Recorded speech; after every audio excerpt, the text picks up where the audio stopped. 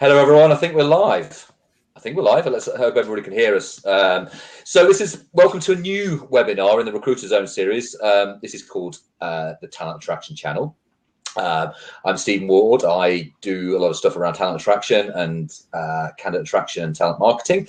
So I felt that we needed to have a webinar discussing this area because I think this whole thing around talent attraction and recruitment marketing is a big part of the way recruitment is right now for corporate recruiters, etc. So what's a better way to kick it off than to have two awesome people talking about the cacophony of tech that we have out there right now. And these guys know what they're talking about in this kind of area. So what I wanted to kind of look at today is what there's a lot of tech out there. I call it tech jungle the other day, the rec tech jungle, because it's a bit like that. And I want to try and work out today how that is working for recruitment marketing. Is it helping it? Is it hindering it? Are the right things out there? So that's what we're here to try and discuss today. We are being supported by these lovely people who are over my shoulder, Candidate ID, who have supported this project as well. Fantastic for them. They are the world's first candidate talent pipelining software, and it's pretty clever. So get a chance to have a look at those, please do. In the interim, let me introduce you to, as we go left to right on the screen, we've got Martin Burns from the other side of the Atlantic to me.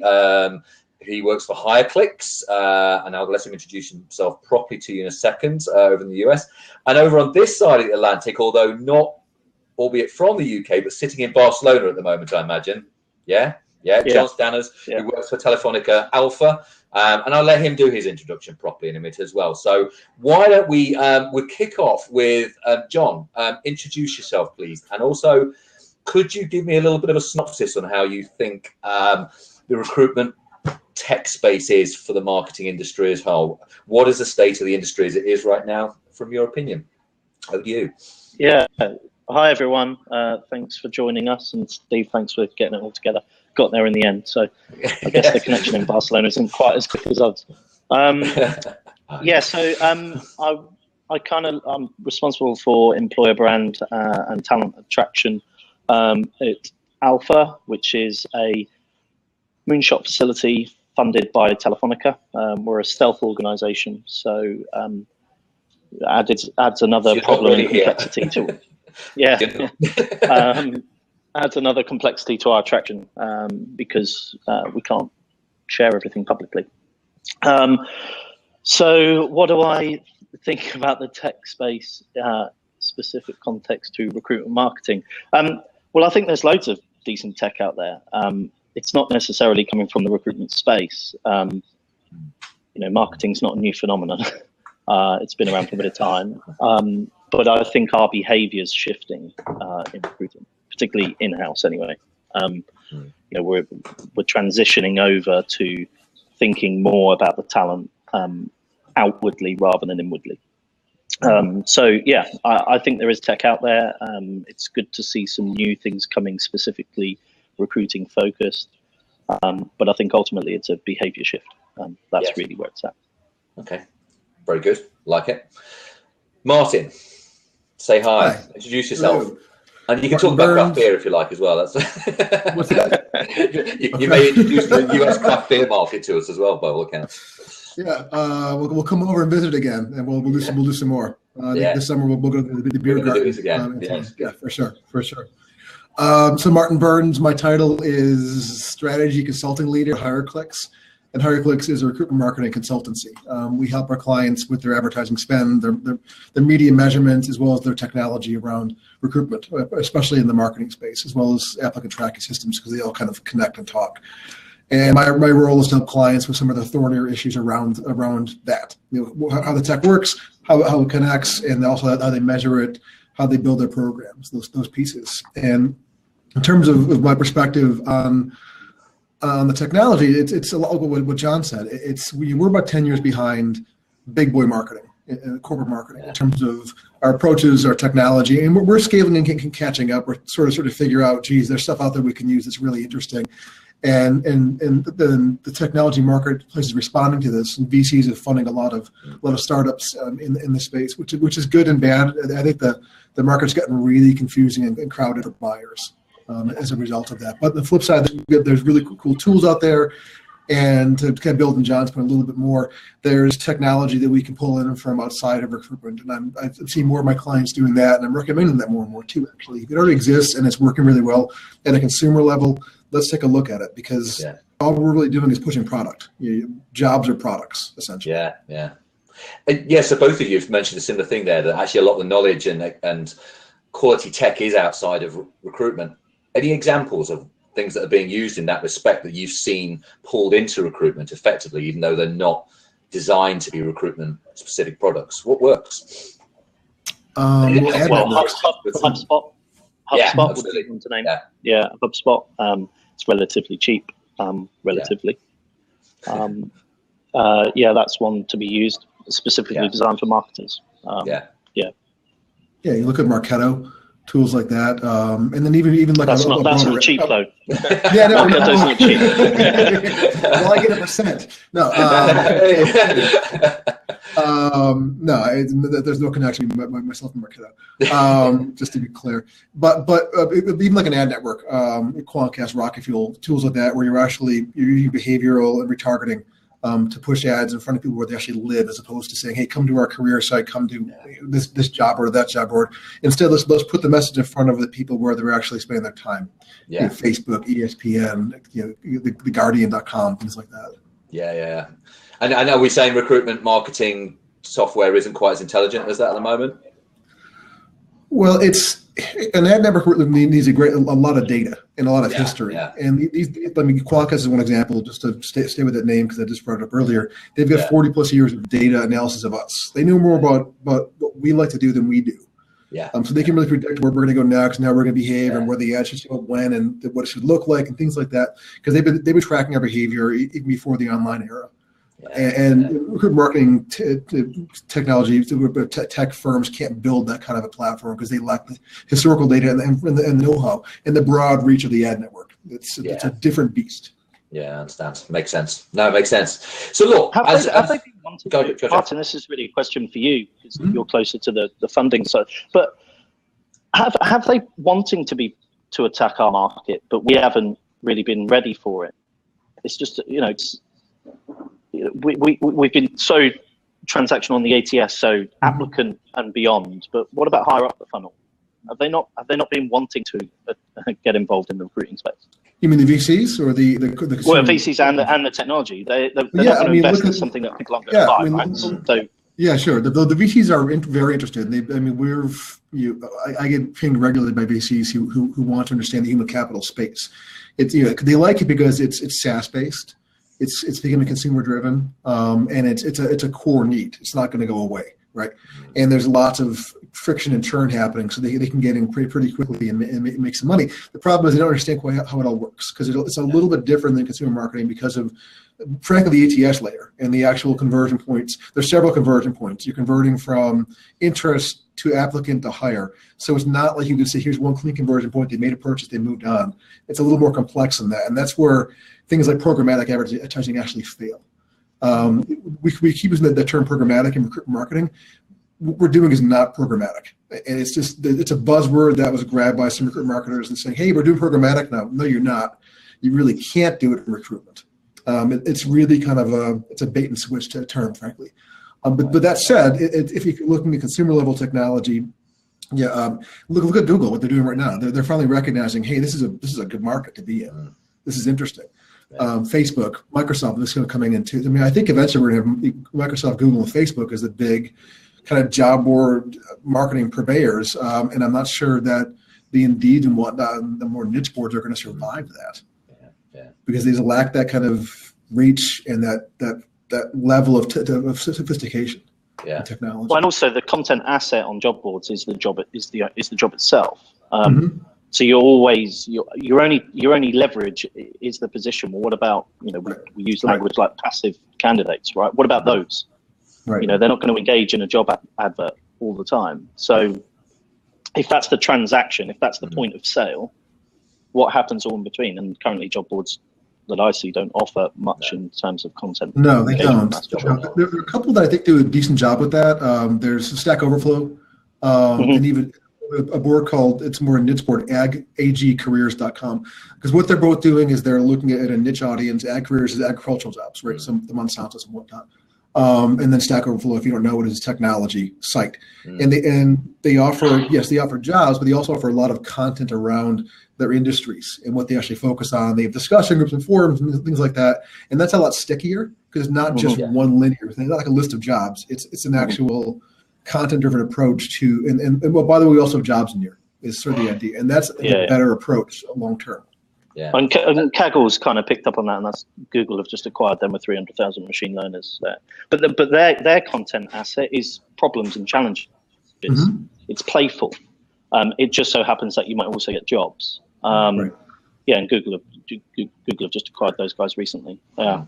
Job boards, just if they could offer something else on the platforms for us to engage with the talent there, it could be interesting. Yeah, it would. Well, I think the challenge for recruitment all the way around, isn't it? We're driven by, all our activity is driven by the need to fill a job or a series of jobs rather than the need to entertain or maintain an audience, isn't it, really? And I think that's a big shift. The marketing knows stuff about the recruitment industry as a whole doesn't know stuff about, but we're obviously seeing, modicums of improvement in that area, but it's just not happening, is it, to the same degree? So as it was mentioned earlier, there's a lot of money floating around this space now, although a lot more in America than there is in Europe. I think it was funny when I was talking to you guys the other day. One was talking about the amount of money that's being thrown at the industry, and I think when John and I were talking, we were talking about, John was mentioning how little money there is being thrown around this, and it's a big disconnect, obviously, between the European and UK. But obviously, we're getting those US products, so it's not like we're not like we're missing out on the opportunities, but it is a minefield. So, from an advisory point of view, where do people start? I mean, what's the key things to consider? Because there's a lot of quite aggressive salespeople in the space now, all fighting for attention, trying to win contract. What's the starting point? What are people got to be looking at? Let's assume maybe we've got some people here who haven't done a lot of this yet or exploring this area. Well, I think from my side, you've got to work out what problems you're trying to solve in your business. That's the place to start. If currently you've got a shitload of applicants and you don't have a tracking system to deal with it, the problem is get an ATS. Yeah. If you don't have shitloads of applicants and you've got to engage a market, then look for some sort of marketing tool. It's the problems you're trying to solve internally. That's the key thing. Yeah. And I think we can often get wooed by the technology and think it's going to solve all our problems, but actually if you just focus on your needs as a business, and let's face it, some people don't have big teams, that's another thing. If you don't have large scale content marketing teams, why spend a fortune on a content marketing technology? Absolutely. I can't see it. No, I think the key thing is to really understand your business processes first, and then make sure the technology you're buying maps to those processes. And I think a lot of what's happening, I think the vendors, corporate companies are getting smarter about this, or starting to at least. They for a while they were buying technology and saying, well, I hear that you need an ATS, I hear you need a marketing platform, I hear you need referral technology and scheduling, and it goes on and on and on and on, right? So they're buying this tech and they start shoving it together, and they're saying, hey, we bought all this stuff. Now let's change our processes to map to the technology, and that should never be the way you go about it. Figure out your processes first. Local and global, get the whole thing mapped out. That's a project. That's a big project, but it's important. And once you have that locked down, then look for the tech that actually supports what you need to do.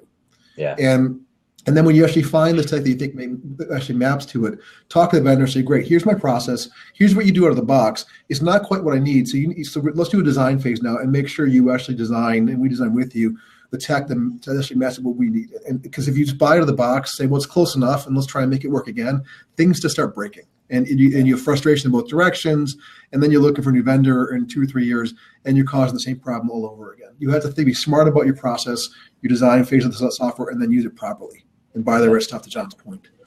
Yeah, and then you end up moaning and complaining about the tech. And it's not necessarily their fault in those instances, using that as the example. It's not necessarily their fault. Is there a case in some circumstances, though, I mean, maybe emerging companies that are on the growth scale, to kind of think about actually designing their processes for recruitment? I've turned American, I've said processes for recruitment around a piece of tech that can hold together? I mean, is that a bad idea for an emerging company that maybe didn't have a talent acquisition team, but is now starting to build its own direct talent acquisition structure? I think it's yeah, it's a good question. You can do that, just at least kind of get just a bit of acceleration, but plan on fixing that pretty quickly, because otherwise you get locked into a process. That can really hobble you later on when you actually have some scale. Yeah. You've got to be ready to change it when the time comes right. Yeah, no, absolutely.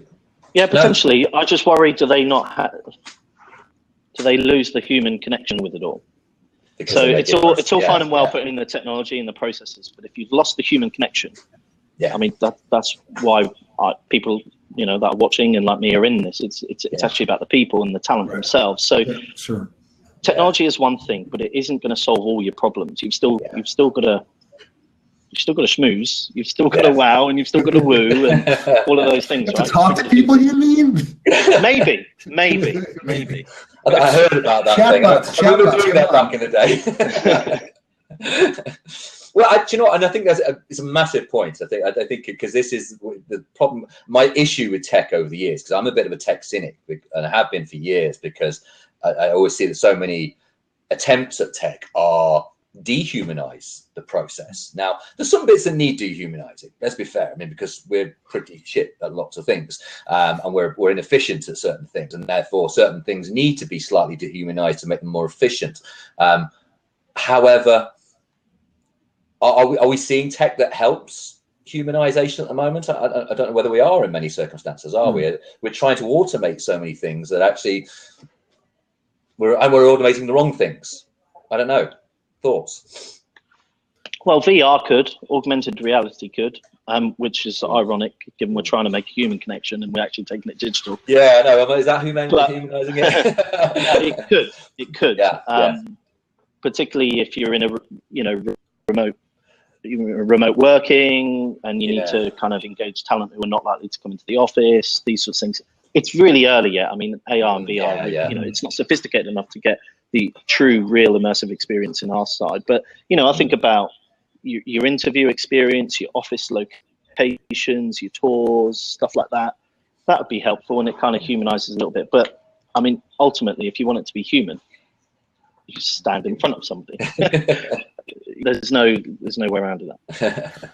Yeah, no, I think just to build a little bit too, as far as actually making the connection between the location and the office, you look at tools, use Skill Scout, video kind of job ad tools that I think are interesting, where they show a day in the life, a moment of actually doing the job, and that can help because it makes a connection between. So if I'm looking to do a job as a machine operator, right, or a forklift driver, I want he's actually doing the job. What's the warehouse look like? What's the facility look like? What are the tools? Who's actually doing it? I don't really care about you, the recruiter. I don't care about you, the HR.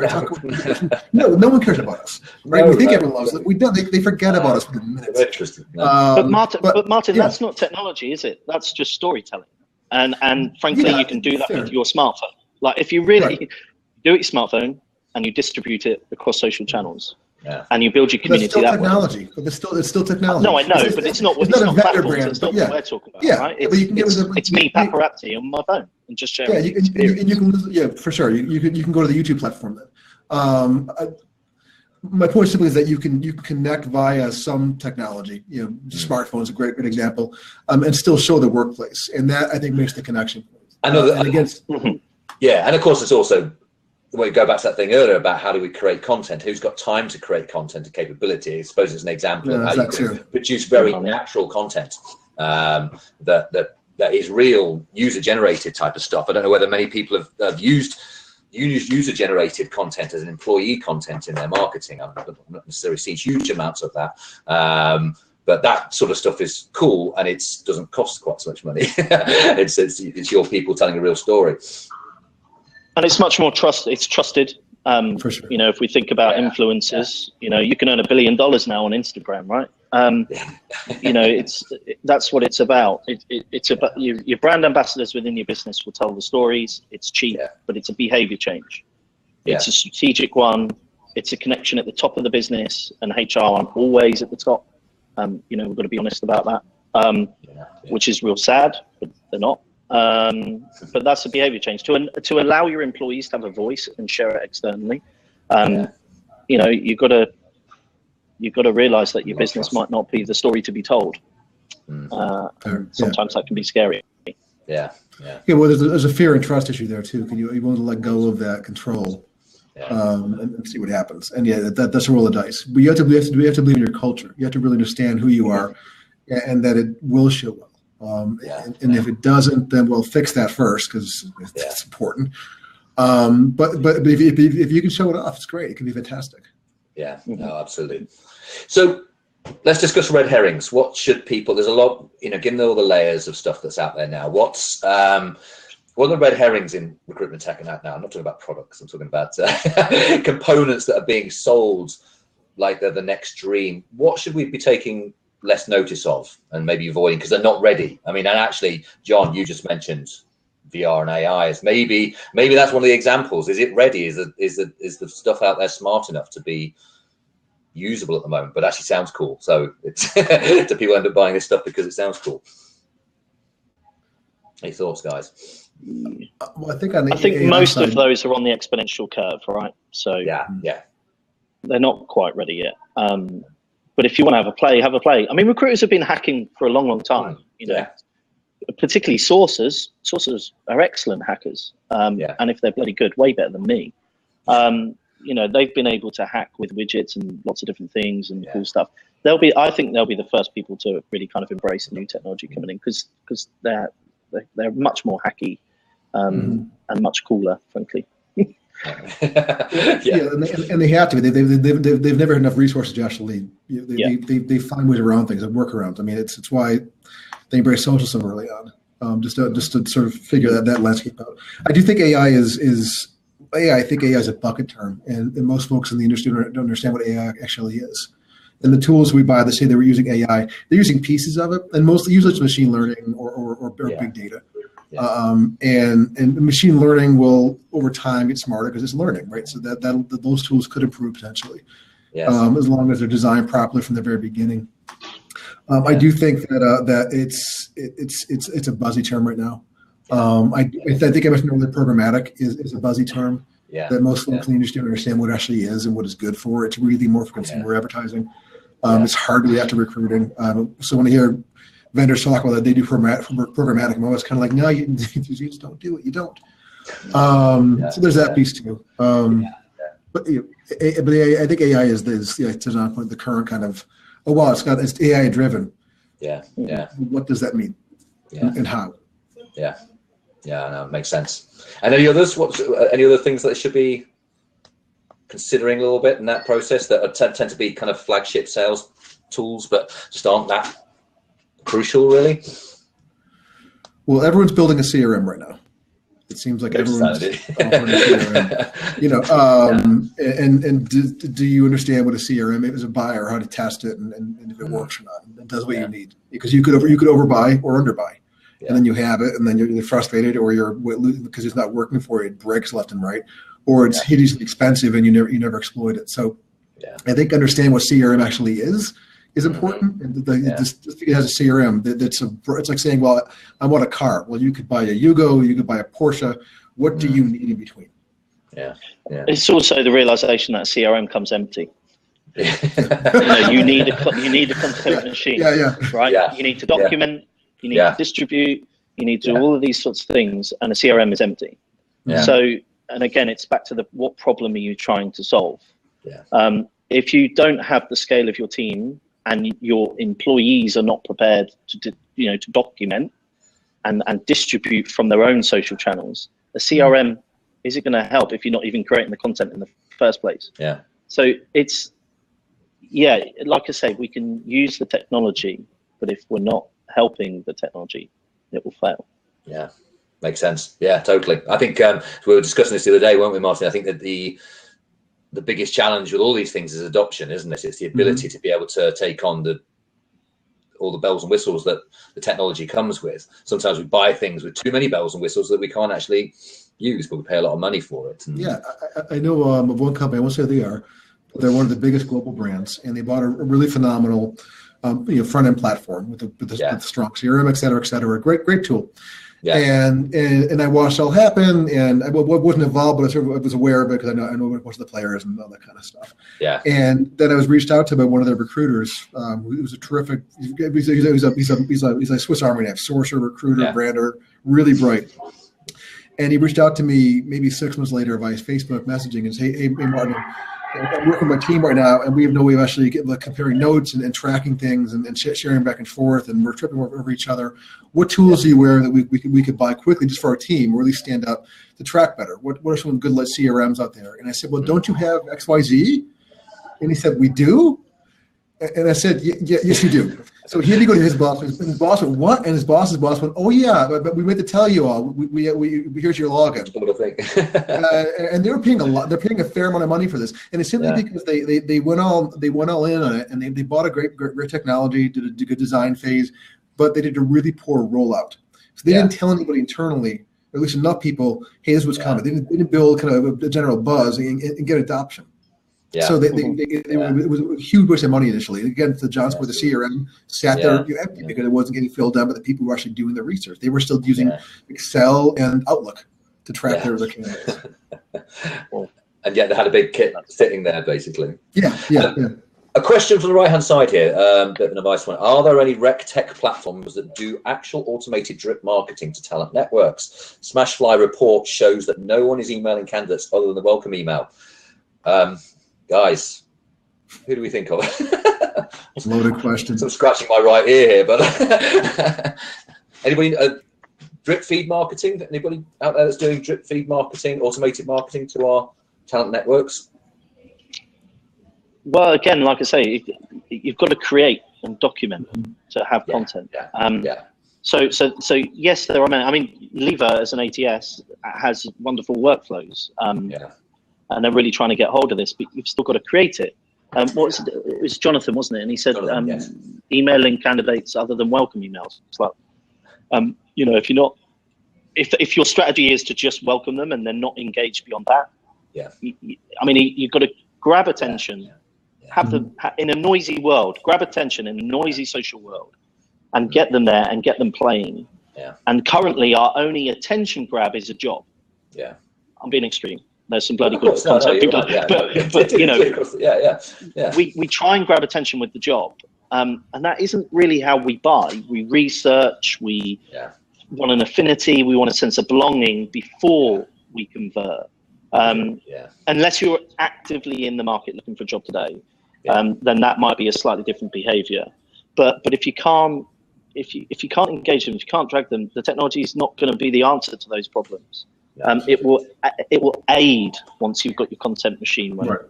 Of course, it's not going to make your emails for you or your kind of content for you. You have to create that, put it in. It's not like it's not like it's an AI. To use that term, it's a thing for you. Now I'm going to do this for you. Now I'll do this for you. It's a machine that you have to sit in and drive on a daily basis. It's what it is.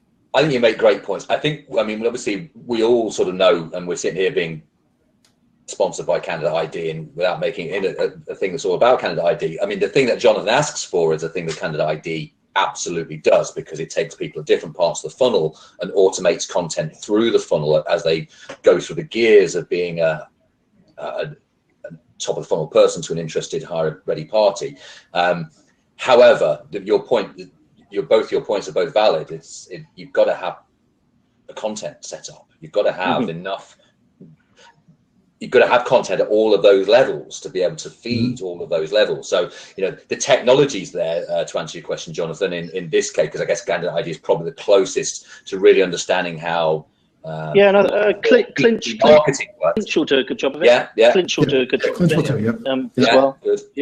So it's there. It's just it's down to the need to be able to plan a content campaign that isn't just about jobs and employment, because the top of the funnel content should come from your marketing department, and your communications department has already great content out there just for consumer purposes. But unless your marketing department just pushes product, of course, they've got to sell the human connection, and that's why I go back to that point. There's nobody better at doing that than us. There's nobody better than doing that than the people on the people who have joined. Because we are the human connection. It's bandwidth, but first it's bandwidth.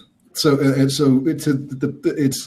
Yes, we should be doing it, but quite often you've got a multinational company that's got a 2-person employment brand team, and they can't do all of it. So the question is, how do you actually scale that? And that may mean getting an external vendor involved, or working with or tracking metrics really closely for 6 months to a year. Possibly, it's frustrating to build a case to get more investment from finance to either bring a third party in or build your team up. And then begging and borrowing from corporate marketing as much as possible. It's not. I'm not considering say, hey, here's the solution. Go out when we're done with the webinar, or just log off right now. Here's what you should do right away. Because we're not there yet. Is the harsh message. No. Technology is evolving. The processes are evolving, and our maturity model towards marketing in general is in a point of flux and evolution, and that's a good thing. We're going somewhere better. Yeah. But we're not there yet, and what we need to get to is that kind of that better point. Yeah. So before we get into that, I mean, so there's a case, the stage before that, because I think we're absolutely right that probably a lot of recruitment teams are not quite ready for the content marketing distribution thing. There's a journey to go through first, isn't there? Which is create the content marketing first, to create the pool first, the talent pipeline. I don't know how you need a pipeline. It's a bit chicken and egg, isn't it? In that respect, it depends on your life stage of the company.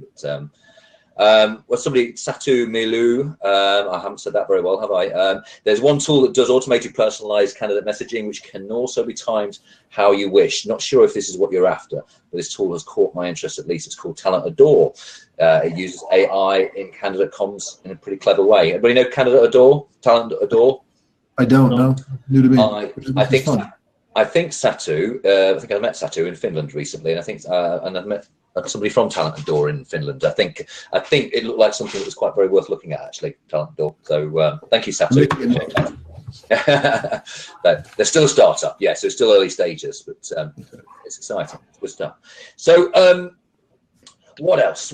I mean, there's also, when we talk about creating content and distribution and things, if you've got to think about where you're spending your dough. So if you've got a limited budget already, you don't need to go and buy a CMS because you can actually build your content and your assets and distribute on things where there's already attention. So you can hijack where it is. So Facebook is one place, right? You can go and create TV ads on Facebook, right? That's what Facebook Live is and such like. So I think and there's over 1 billion users there. It's a good place to start. So I think if you're a small team, and I've kind of had experience of working in small startups, and at Alpha it is just me. It's about creating your content, distributing where you've already got attention because you can hijack it. Your content's got to be pretty decent, and the context has to be relevant for the audience. And I'm wondering if what that Talent Adore and the AI is doing, where it's matching your behavior on the social channel, and it's actually driving the right content to you, similar to what you get on Facebook, right? So they stack rank the content based on your behavior. If you don't have the dough, then that's what I'd suggest you do, is to reverse engineer where you spend it. So don't go in for your sexy technology at this point. No. I think Martin was mentioning this earlier. Create some content, get it out there, test it, fail fast, get your metrics. And what's fascinating is your things like time to fill shifts. So actually your time to fill is what happens before the application bit. So in many ways, in a previous gig I was in, I spoke to them and said, do you know your actual time to fill is 17 months? And they shit their pants. It's like, I've got to wait 17 months. No, you're not. Your application phase is actually still 42 days. But they're not applying for the, for the 15 and a bit months leading up. And that's what you can get to, just distributing. And you don't necessarily need, you can use Twitter analytics, you can use, Facebook analytics. You can do all these things. The company I was doing a project for last year where the phrase I use quite a lot is hiring fans, not candidates. So I try and identify the people who already demonstrate a behavior online that suggests that they already like the brand. And it doesn't have to be a sexy brand. It can be an ugly tech, B2B tech organization. But if the same kind of geeky people that love the work that you do and the kind of and talk the same language as you and like the leaders and all that. And that's what we did last year. We had no money, we had no budget to do anything crazy with tech or branding.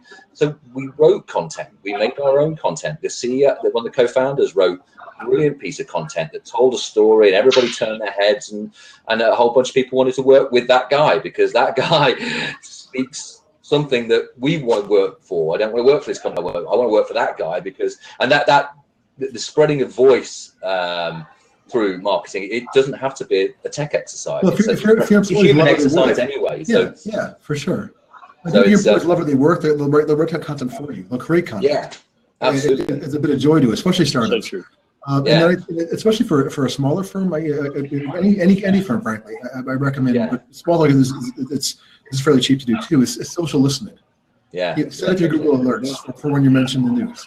Anyway, and start looking for that. And that's not just the name of your company, but if there's certain skill sets or conversations you want to hear about, say if someone's talking about this over and over again, they're probably your kind of person. Set that up. Start listening, and then you can start really targeting the right kind of people and figure out where they live and hang it online. Find those groups.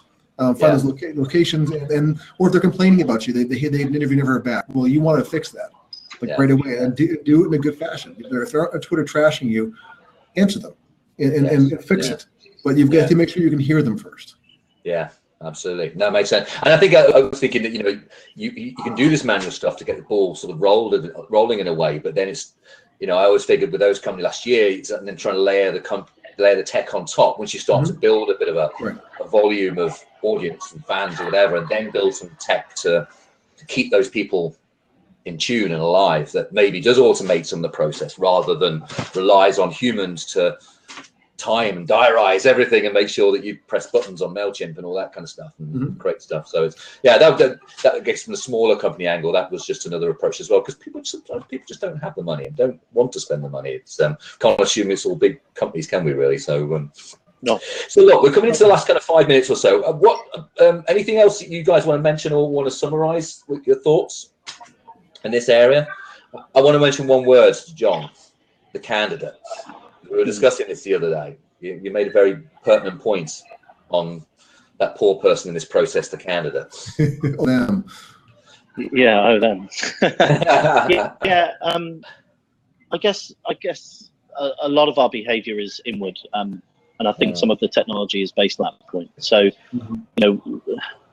I think from a consumer perspective, technology is built for the consumer and how the consumer is going to play with the technology and what's within it.